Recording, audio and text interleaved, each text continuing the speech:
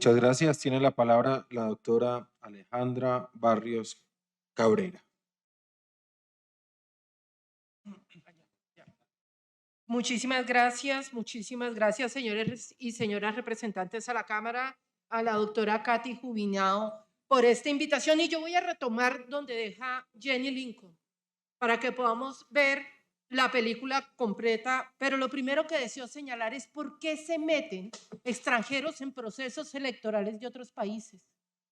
Desde el inicio del acuerdo político que permitió llegar al proceso electoral del 28 de julio, estaban invitados terceras partes no venezolanas para definir cuáles eran las reglas de convivencia, pero además de juego, de ese proceso electoral. Y eso inicia donde está el principal acuerdo de garantías electorales, que es el Acuerdo de Barbados. Así que la presencia no solamente de observadores internacionales, sino también de gobiernos en procesos que buscan la negociación como Colombia, hace parte integral de ese proceso electoral. Nosotros tenemos un sistema de votación completamente diferente al que tiene Venezuela. Venezuela tiene un sistema de voto sistematizado. El mismo sistema que cuando discutieron acá el Código Electoral aprobaron para ser implementado más adelante 2 veces. Y saben que a medida que he conocido el sistema de voto electrónico en Venezuela, he visto que tiene unos niveles de seguridad bien interesantes. Yo creo que yo puedo coincidir, doctora Lirio, con la senadora Flores y con la senadora Clara López, en el que habla de un sistema automatizado, electrónico, robusto. Porque no solamente, ella lo señala, la misión de observación electoral, sin ningún problema, indica que ese sistema automatizado es un sistema robusto, y tanto lo afirma que no hemos hecho más que pedir las organizaciones de observación electoral de América Latina que se presenten las actas emitidas por ese sistema de votación. ¿Dónde estuvo o dónde está el problema en Venezuela? No en el sistema automático de votación, es en la gobernabilidad política del proceso electoral, y es eso lo que tenemos que tener absolutamente claro. Hay un dicho con lo de Venezuela que me encanta, que dice que cuando uno ve las barbas del vecino cortar, debe poner a remojar las propias. Y yo creo que lo que nos está mostrando Venezuela son muchísimos aprendizajes para Colombia. Empecemos. Máquinas, 30.026 máquinas donde los ciudadanos van a votar. Proceso para llegar a votar, hago identificación biométrica me habilita para ir a votar, marco en una pantalla una máquina tonta, una calculadora tonta, donde yo marco, después paso, lleno el cuaderno, pongo mi huella, donde se termina de verificar que yo soy yo. Inicio la jornada electoral, acta 0. ¿Eso qué significa? Imprimo la primera acta, sale con datos ceros. Finalizo proceso electoral después de las 6 de la tarde, cuando la fila se acabe, ¿qué me imprimen? Y ojo, aquí empezamos las diferencias. Ahí empieza el escrutinio. Imprimen un acta con los resultados electorales que tiene 3 candados. Primer candado, y pueden abrir y buscar en su, un acta en su celular. Primer candado, un código QR. Ese código QR me da la Divipol venezolana con los datos de los votos que puedo ver desagregado. Hablan en Google, cualquier acta. Entren a el de Resultados Venezuela y pueden verificar, y eso aparece así. Segundo candado, código hash. ¿Qué es el código hash? El código hash es el documento de identidad, es la identidad, es la huella digital de cada una de las actas. Es única, es irrepetible. Fecha, hora con segundo de la emisión del acta. Es decir, tengo absolutamente claro con esos 3 candados que esa acta es integral. Segunda parte, voy a la parte inferior y veo 6 firmas. Doctora Lirio, 3 testigos electorales, 3 jurados de votación. Estrictamente no son firmas, son rúbricas, y son rúbricas porque pasa exactamente lo mismo que cuando pasamos la tarjeta de crédito y con el dedito hacemos así. Es decir, el sistema ahí está protegido. ¿Qué pasa después de la impresión del acta número 1? cuantos testigos electorales hay en el recinto hasta que se acabe el papel de la máquina, me imprimen y empecemos a aprender. Actas idénticas, equivalente al E14 de la máquina. No como hacemos acá, que la doctora Catalina pasa unas, yo paso otras y el otro otras, a ver si nos coinciden. No. Impresiones idénticas, de acuerdo al número de testigos electorales que las pidan, y el testigo electoral se va para su casa con la impresión del acta de su puesto de votación. De eso deberíamos aprender y tomar atenta nota. ¿Qué pasa después de eso? Máquina tonta, nunca se conecta a Internet. Sistema cifrado de punto a punto telefónico a la vieja usanza para tener seguridad por las empresas de comunicaciones de Venezuela que garantizan que la información llega, además de un pendrive de respaldo y el respaldo que está dentro de la máquina. ¿Eso qué significa? Que el único momento donde pudo haber ocurrido un hackeo fue en el proceso de consolidación de información. ¿Eso qué significa?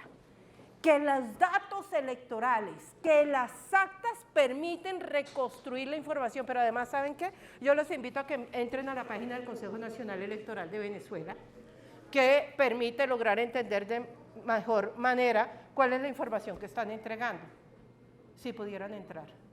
Ese mismo día cerraron la página del Consejo Nacional Electoral. Información, cero. ¿Qué es lo que hay en la calle? ¿Qué es lo que ustedes ven que se pasa? Las actas que se imprimen. Consejo Nacional Electoral de Venezuela saca boletín 1, 80% de las actas, indica que el candidato presidente tiene el 51% de los votos, que el candidato Edmundo González 44% de los votos hacia la medianoche. No entrega información desagregada.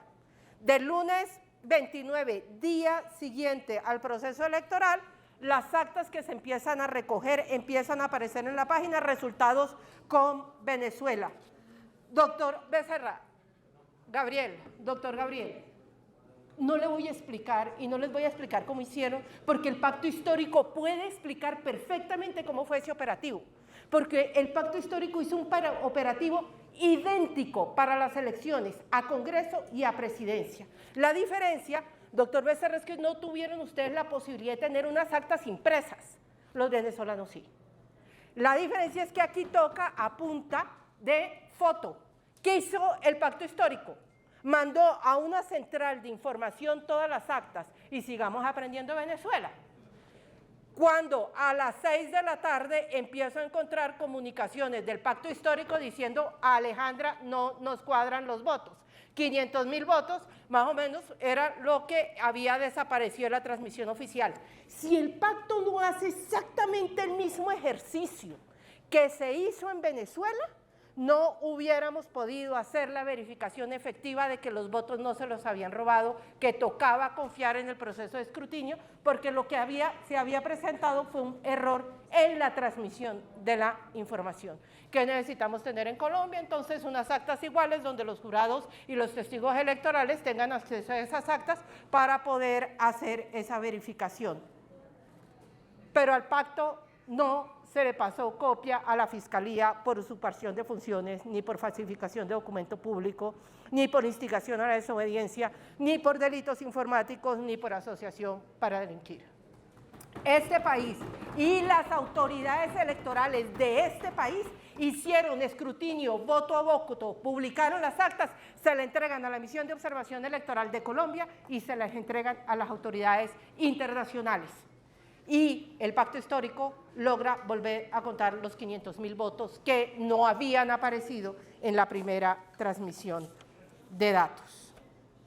Ya se hace la transmisión de datos y vean las cosas que empiezan a pasar.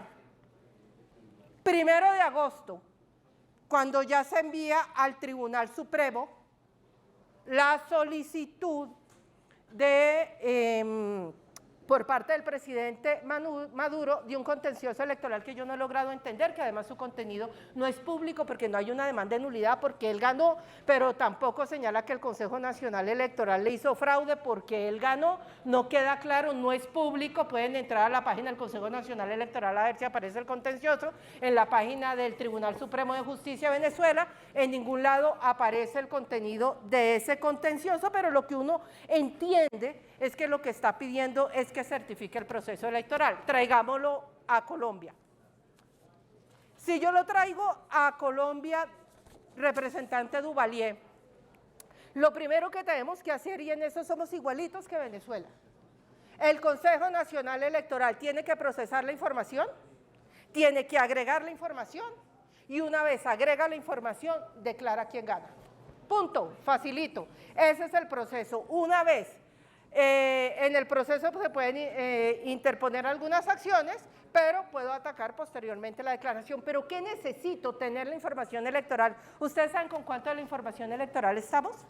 Solamente con el 97%, en el que vuelve y señala que el candidato Maduro tiene el 51% de la votación con el segundo boletín, 12 millones de votantes, y el doctor Edmundo González el 43.18. ¿Qué hace la misión de observación electoral, la MOE Colombia? Lo mismo, exactamente lo mismo que hicimos por invitación del Pacto Histórico. Tomamos las actas, pasamos por OCR, el observatorio de la misión de observación electoral revisó una a una, 23.000 actas, verificó una a una que esas 23.000 actas tuvieran los 3 candados que dice el Consejo Nacional Electoral de Venezuela y dictaminamos que esas actas, cada una, es integral.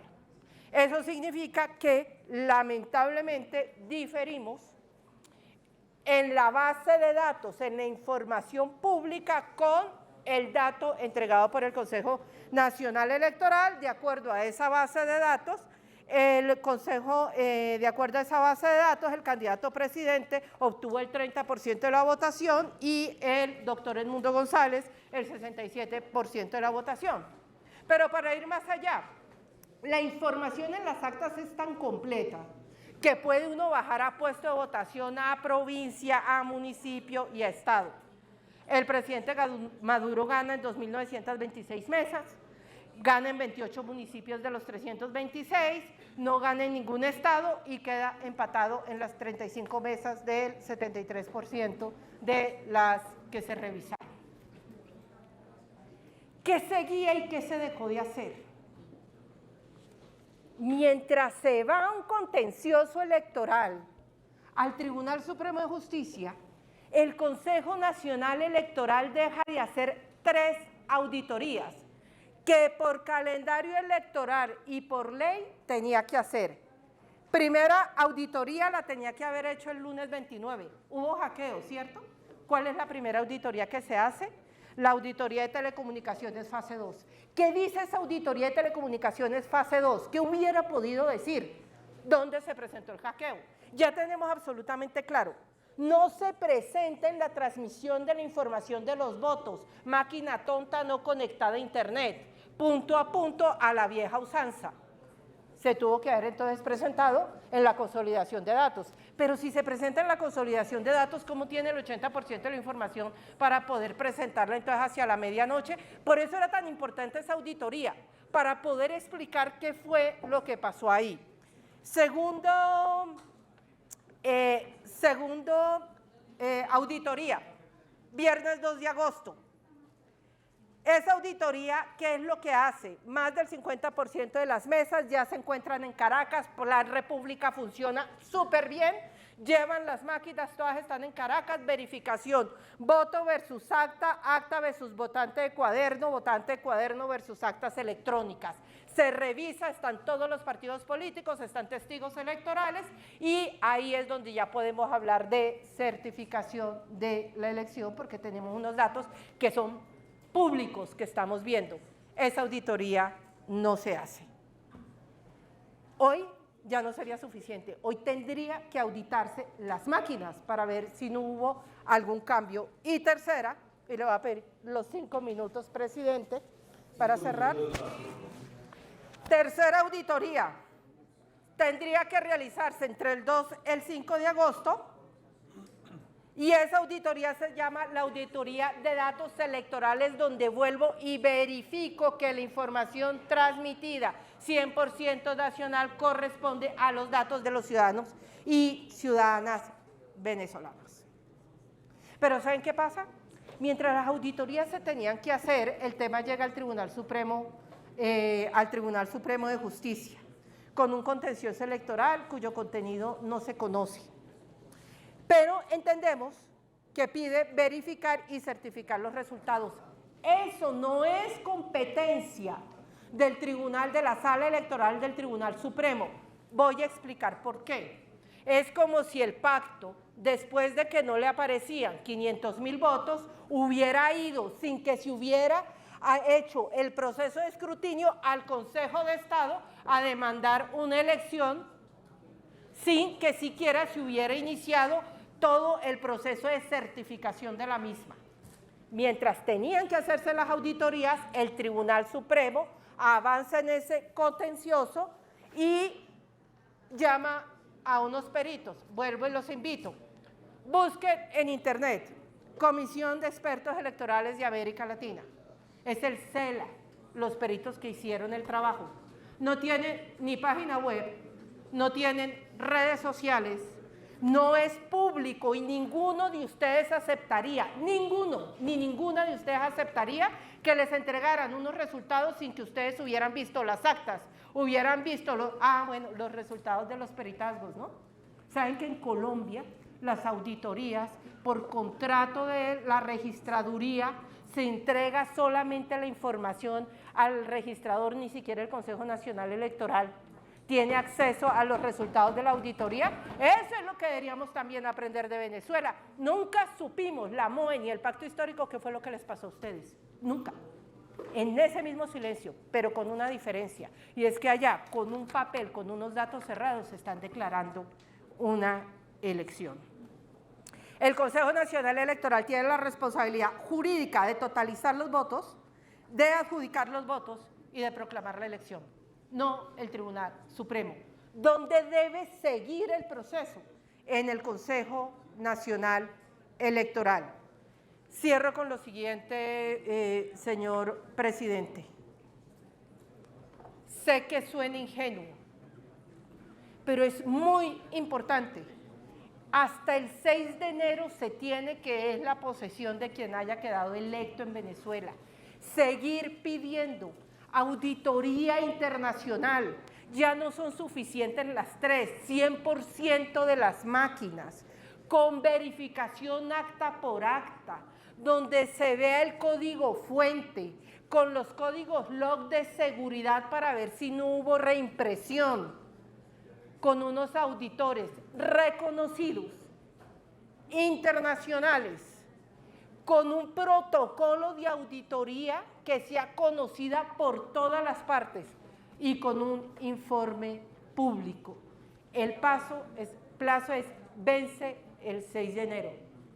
Y creo que a todos los que estamos comprometidos con la democracia, entendemos que la democracia es más que un discurso, está llena de formas que garantizan que lo que el ciudadano decide en la urna sea lo que de verdad pase en la representación política en un país. Muchísimas gracias.